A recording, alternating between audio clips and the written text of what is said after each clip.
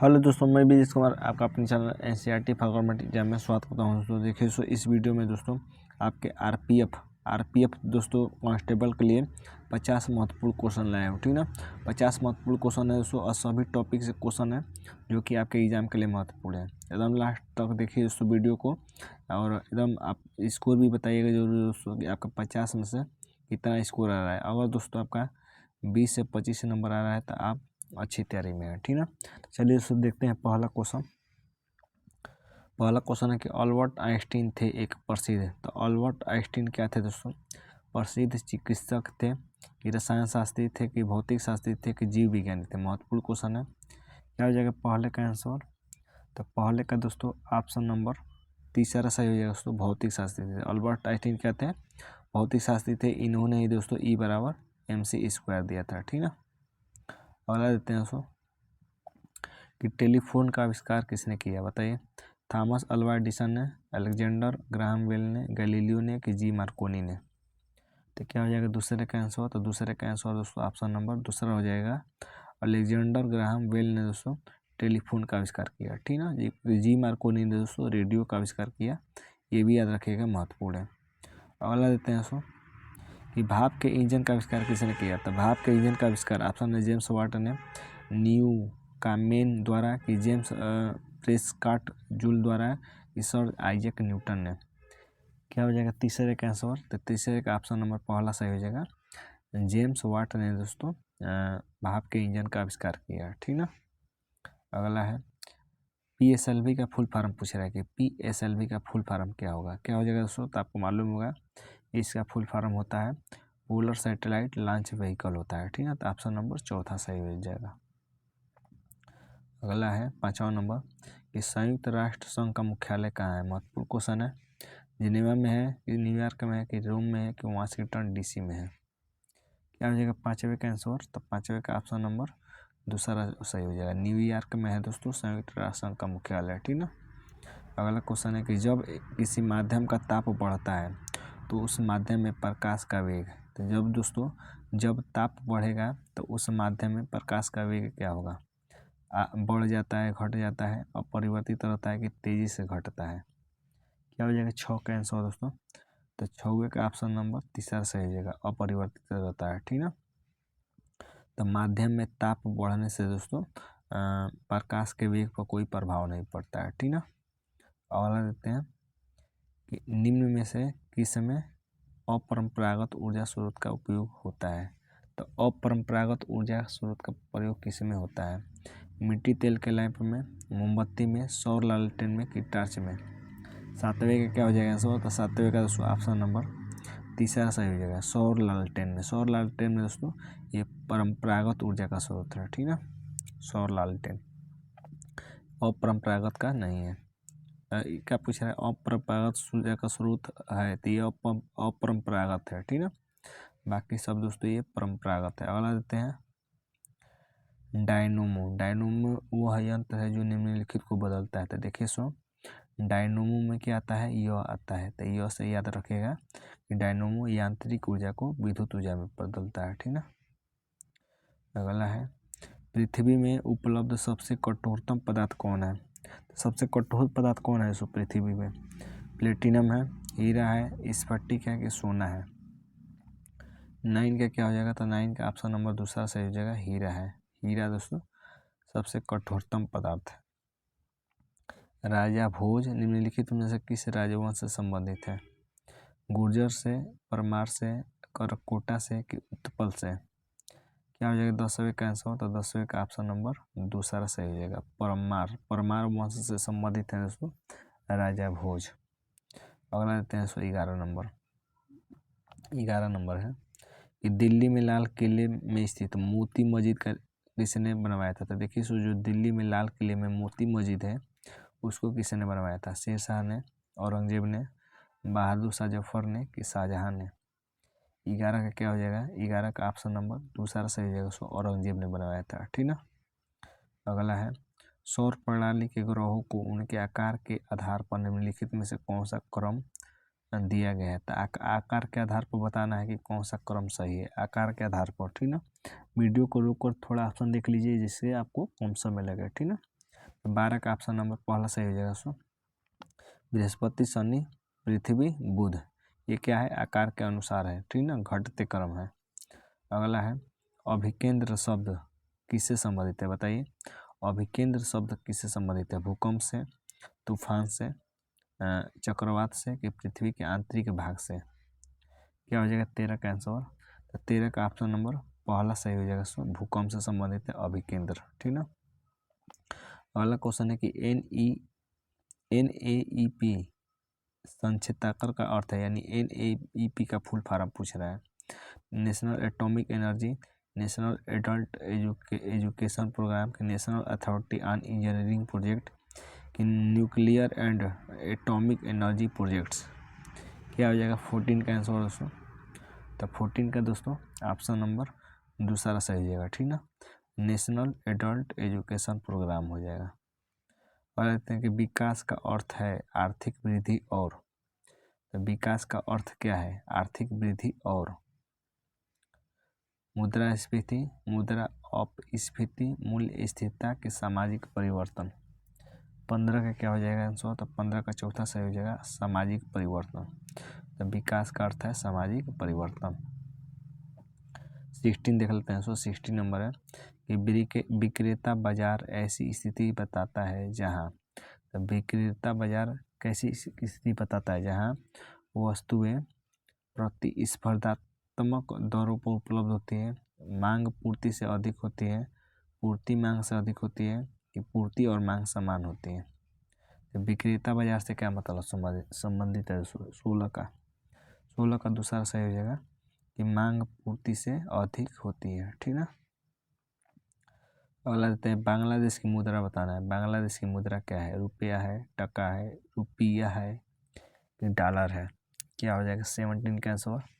17 का दूसरा सही हो जाएगा। बांग्लादेश का मुद्रा टका है और राजधानी पूछे तो राजधानी ढाका है, ठीक ना। अगला है दोस्तों कि 2 रुपये और इससे ऊपर के मूल्य वर्ग को की भारतीय करेंसी के नोटों पर किसका हस्ताक्षर होता है। सचिव भारतीय रिजर्व बैंक का, वित्त सचिव वित्त मंत्रालय का, गवर्नर भारतीय रिजर्व बैंक का, वित्त मंत्री वित्त मंत्रालय का।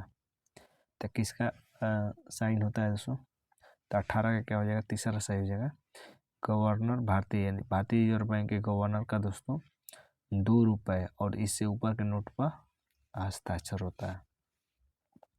अगला है कि संसद में सामान्यतः आम बजट इससे किस महीने में प्रस्तुत किया जाता है। तो आम बजट होता है जो दोस्तों वो किस महीने में प्रस्तुत किया जाता है, जनवरी में, फरवरी में, मार्च में, कि वर्ष के अंतिम महीने में। क्या हो जाएगा 19 का आंसर। 19 का दूसरा सही हो जाएगा, फरवरी में पेश किया जाता है सो आम बजट, ठीक ना। अगला है सो कि भारत में मुख्य चुनाव आयुक्त को कौन नियुक्त करता है। तो मुख्य चुनाव आयुक्त को कौन नियुक्त करता है, राष्ट्रपति, प्रधानमंत्री, संसद, भारत का मुख्य न्यायाधीश। 20 का क्या हो जाएगा दोस्तों। 20 का पहला सही हो जाएगा राष्ट्रपति। राष्ट्रपति दोस्तों मुख्य चुनाव आयुक्त को नियुक्त करता है, ठीक ना। अगला है 21 नंबर कि चुनाव के दौरान सभी चुनाव प्रचार रोक दिए जाते हैं। चुनाव नतीजों के निर्धारित समय के 48 घंटे पहले, चुनाव वास्तविक मतदान के 48 घंटे पहले, कि वास्तविक मतदान के 24 घंटे पहले, कि वास्तविक मतदान के 36 घंटे पहले। तो कब दोस्तों चुनाव प्रचार रोक दिया जाता है, महत्वपूर्ण क्वेश्चन है। 21 का क्या हो जाएगा, 21 का दूसरा सही है दोस्तों कि वास्तविक मतदान के 48 घंटे पहले दोस्तों चुनाव प्रचार रोक दिया जाता है। अगला क्वेश्चन है 22 नंबर, निम्नलिखित में से ग्राम पंचायत की आय का स्रोत कौन सा नहीं है।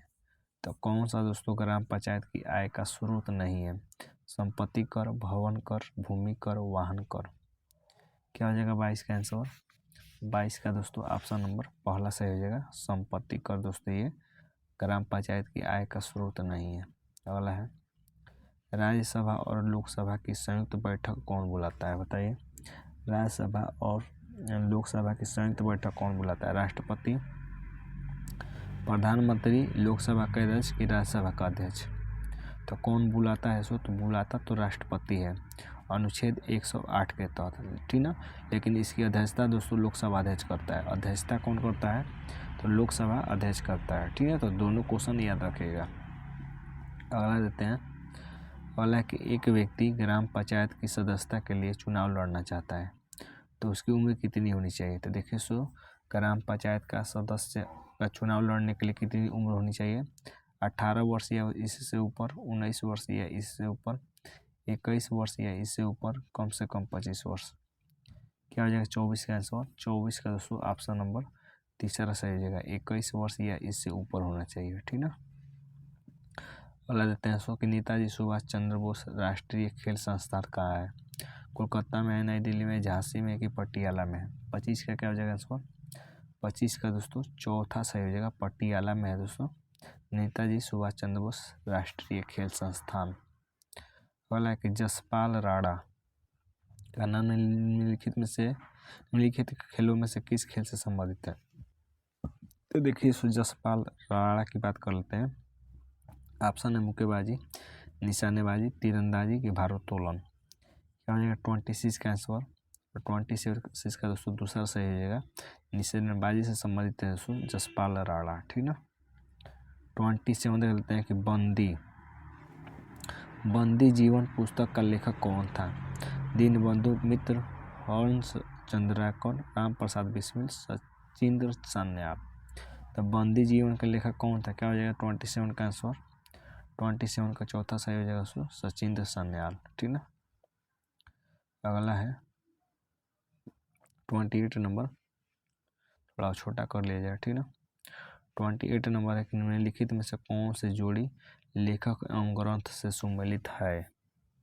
तो कौन लेखक और ग्रंथ से सुमेलित है ये बताना है, ठीक है। Sunil Gavaskar cricket my life, cricket my style, Hillary Clinton living history, Dominique Lapierre myth of Mahatma, Minoo Masani the struggle for peace. तो कौन सा सुमेलित है 28 नंबर बताना है। क्या हो जाएगा आंसर? तो दूसरा सही है हिलेरी क्लिंटन लिविंग हिस्ट्री, ठीक ना। अगला है कि वाट वेंट रॉन्ग पुस्तक की लेखिका कौन है? सुषमा स्वराज, सोनिया गांधी, शैला नगर, किरण बेदी। 29 का क्या हो जाएगा? चौथा सही हो जाएगा उसको किरण बेदी, ठीक ना।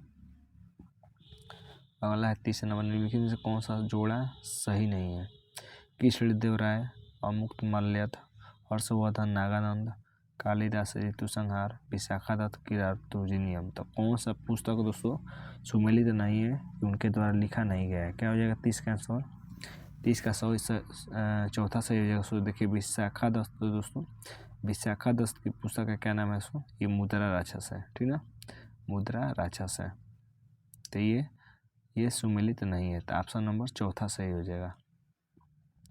अगला देते हैं, निम्नलिखित में से कौन सा युग में सुमेलित नहीं है? विश्व साक्षरता दिवस 8 सितंबर, संयुक्त राष्ट्र दिवस 24 अक्टूबर। अगला देते हैं, विश्व स्वास्थ्य दिवस 7 अप्रैल, विश्व मानवाधिकार दिवस 1 दिसंबर। तो यही चौथा सुमेलित नहीं है विश्व मानवाधिकार दिवस, ठीक ना। अगला देते हैं 32 नंबर दोस्तों, यूनेस्को ने 21 फरवरी को किसके संघर्ष एवं बलिदान के सम्मान में अंतर्राष्ट्रीय मातृभाषा दिवस घोषित किया? बांग्लादेशियों के, फ्रांसीस कनाडा निवासियों के, नेपालियों के, श्रीलंका तमिलों के। तो 21 फरवरी को दोस्तों अंतर्राष्ट्रीय मातृभाषा दिवस घोषित किया किसके? बलिदान एवं संघर्ष के लिए। क्या हो जाएगा 32 का आंसर? 32 का पहला सही हो जाएगा बांग्लादेशियों के लिए, ठीक ना। 8 मार्च को किस रूप में मनाए जाते हैं? विश्व पर्यावरण दिवस, विश्व विरासत दिवस, अंतर्राष्ट्रीय महिला दिवस, युवा दिवस।